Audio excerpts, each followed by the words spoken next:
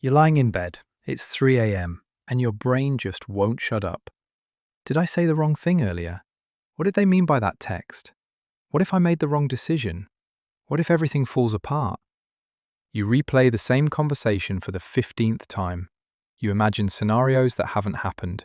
You analyze every word, every pause, every facial expression, and you still can't figure out if you should be worried or not. And the thing is, you do this every night. Not sometimes, every single night. If this is your brain, this video is for you.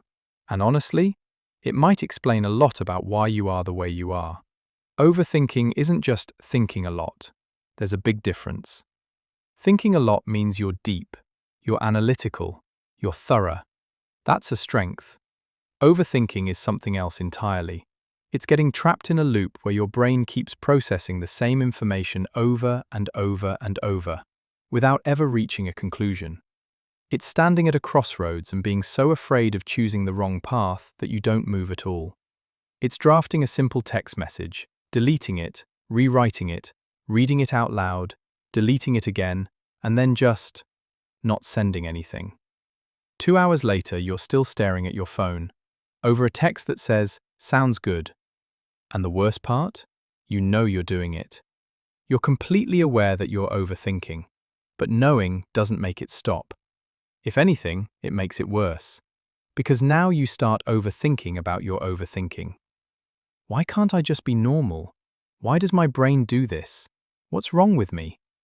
And just like that, you've added another layer to the spiral. Here's what's actually happening inside your head.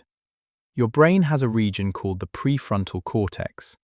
It's the part responsible for planning, decision-making, and analyzing consequences. It's what makes you human. It's what lets you think ahead.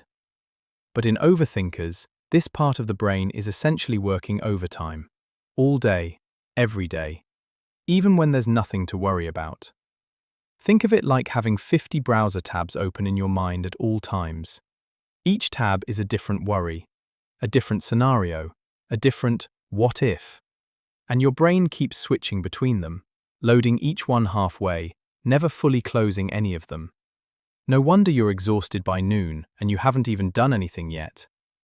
Research from the University of Michigan found that overthinkers spend significantly more time in a state of self-referential processing. That's the scientific way of saying your brain is constantly turned inward, analyzing yourself, monitoring yourself, judging yourself, rather than engaging with the world around you. You're living inside your head instead of inside your life. One of the most exhausting things about overthinking is that your brain is never in the present moment. Ever.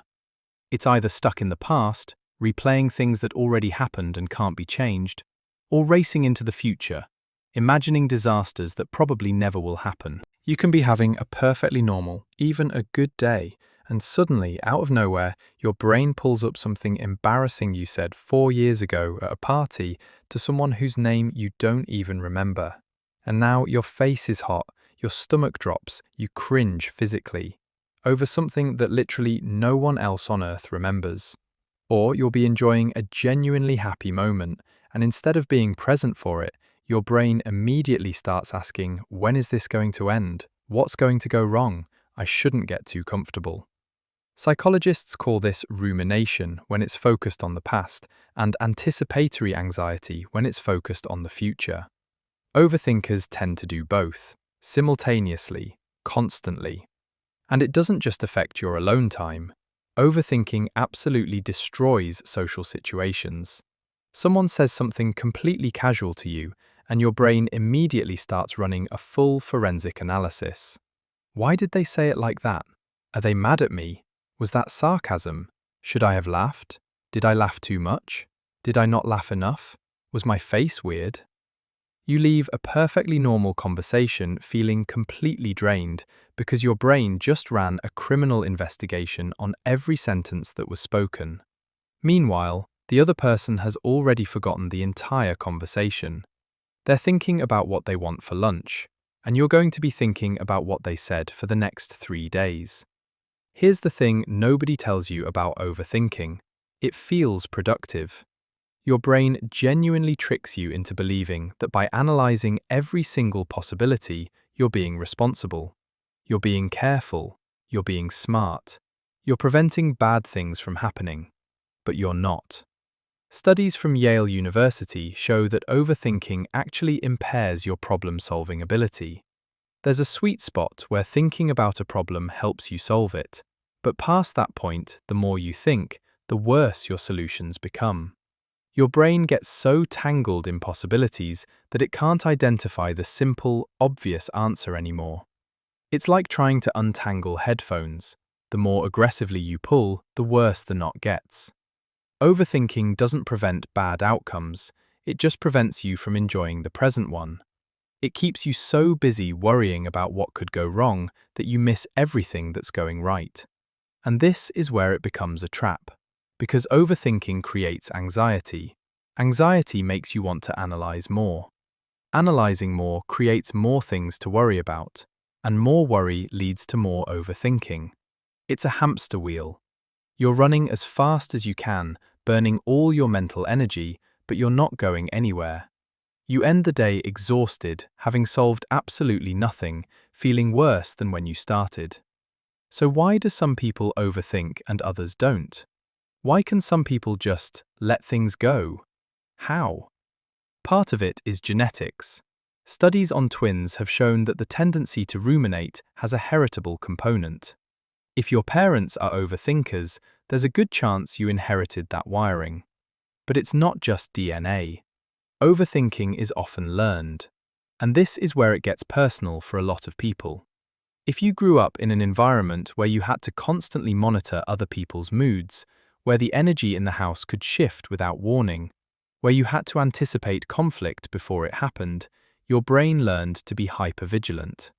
It became really, really good at scanning for threats, reading micro-expressions, sensing tension in a room before anyone said a word.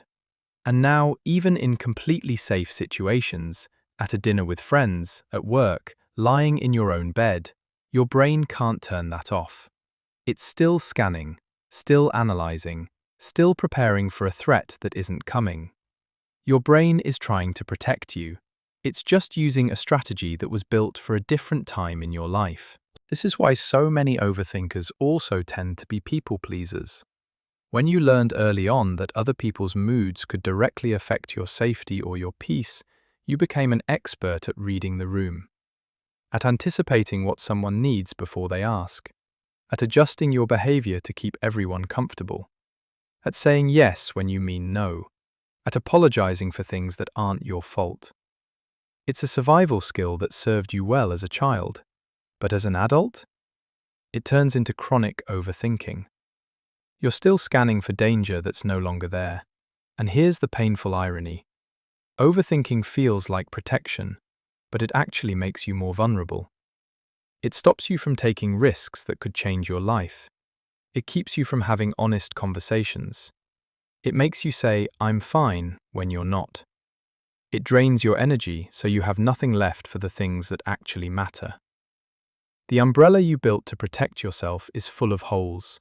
It's not keeping you dry, it's just making you too heavy to move. So, what can you actually do about it? First, name it. When you catch yourself spiraling, literally say to yourself, "I'm overthinking." Out loud if you have to. Not to judge yourself, not to be frustrated, just to notice. The moment you label what's happening, you create a tiny gap between you and the thought. And in that gap, for just a second, you have a choice. Second, dump it on paper. When your brain is running in circles, pick up a pen and write everything down. Don't filter it, don't organize it, don't try to make it make sense, just get it out of your head.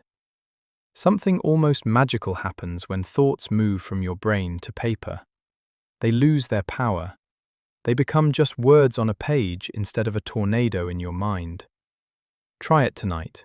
You'll feel the difference immediately. Third, give yourself a worry window. This sounds strange, but it's backed by real research and it works. Pick a specific time each day, say 5 p.m., And allow yourself to overthink for exactly 10 minutes. Just 10. When overthinking starts outside that window, tell yourself, not now, I'll think about that at 5.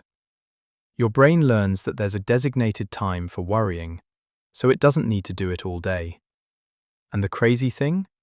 When 5 p.m. comes around, most of the things you were going to worry about don't even matter anymore. And finally, move your body. Overthinking lives in your head. The fastest way to break the cycle is to put your attention back into your body. Walk, cook something, clean your room, do push-ups, water your plants. Do anything physical that requires just enough focus to pull you out of the spiral. You cannot ruminate and chop vegetables at the same time. Your brain needs something concrete to grab onto. Give it that.